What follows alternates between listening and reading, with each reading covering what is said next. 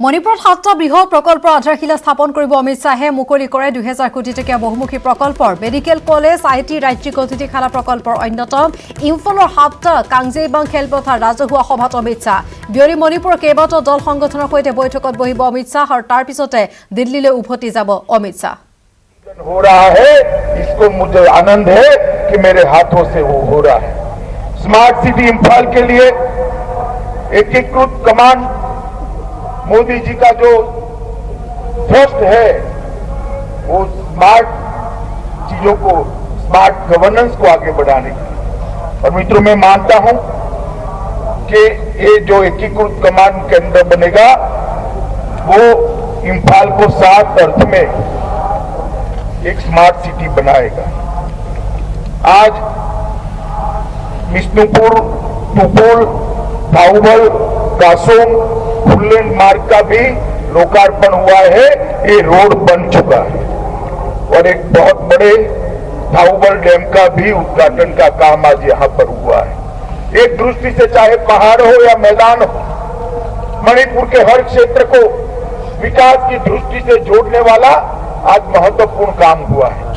मगर मैं यहां पर आया हूं, भाई बीरेन्द्र सिंह को अभिनंदन करने के लिए आया हूं। विशेष रूप से उनका अभिनंदन करना चाहता हूं क्योंकि 3 साल हुए इनकी सरकार को।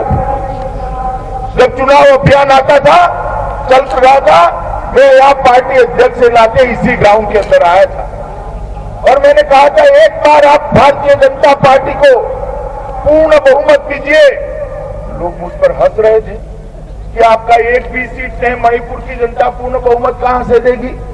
आपको 2% वोट मिले हैं, कैसे पूर्ण बहुमत देगी? मगर मणिपुर की जनता ने तय कर दिया था कि इस बार नरेंद्र मोदी के नेतृत्व में भारतीय जनता पार्टी की सरकार बनाए। और मित्रों देखिए 3 साल के अंदर हमने वादा किया था, मोदी जी कहकर गए थे कि मणिपुर बंद हो जाता है, ब्लॉकेज कर देते हैं।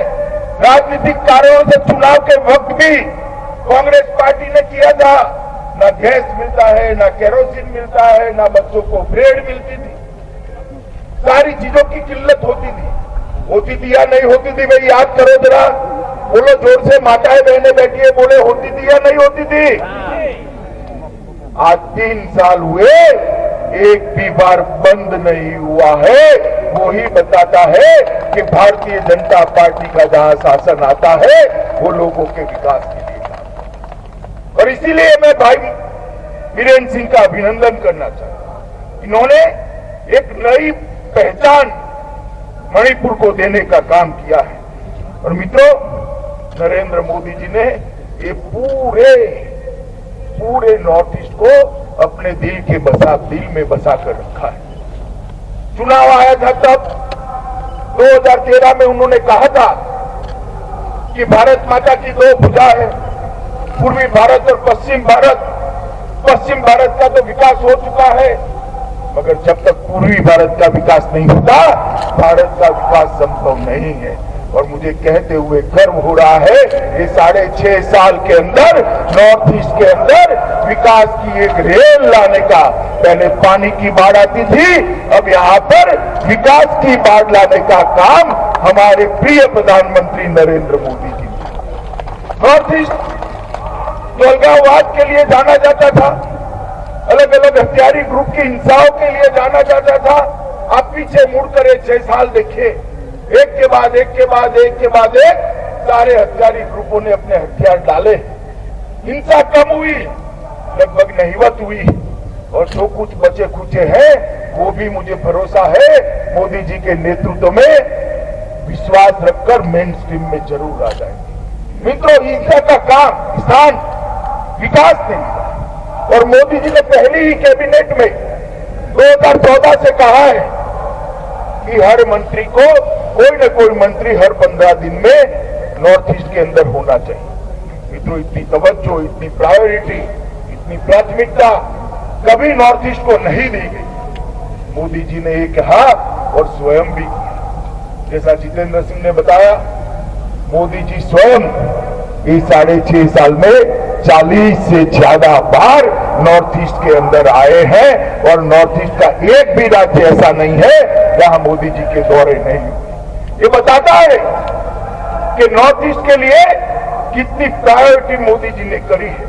मित्रों, और एक बात, दिल की बात समझने में नरेंद्र मोदी जैसा कोई आदमी नहीं, ऐसा नेता नहीं होगा जो जनता के दिल की बात जानता। मुझे बताओ, मैं भी पार्टी का अध्यक्ष था, बाद में गृह मंत्री बना। आपने यहां पर मूल निवासियों की भावनाओं की रक्षा के लिए इनर लाइन परमिट की मांग करते करते करते करते मणिपुर वाले भूल गए थे तो होना ही नहीं। मेरे पास कई आवेदन पत्र हैं जिसमें मांगी नहीं थी। अचानक 11 दिसंबर 2019 को मोदी जी ने तय किया कि इनर लाइन परमिट मणिपुर को न देना मणिपुर के मूल निवासियों के साथ अन्याय है और मांगे बगैर इनर लाइन परमिट देने का काम इस देश के प्रधानमंत्री। जब मैं ये बिल लेकर खड़ा हुआ तब मैं इतना रोमांचित था कि मैं मेरी बात आपको नहीं बता सकता। आप लोगों की जो चिंता थी, चारों ओर इनर लाइन परमिट और बीच में मणिपुर, कोई सुरक्षा नहीं, कैसे चलेगा?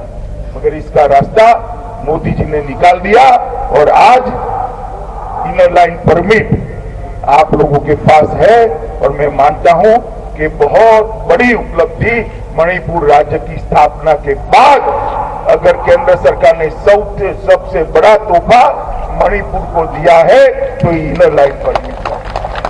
और इसके लिए केवल और केवल मोदी जी को धन्यवाद करना रहता है। बहुत सारे प्रोजेक्ट का काम हुआ है, मगर मैं आज डूबल बहुउद्देशीय परियोजना की बात जरूर करना चाहिए।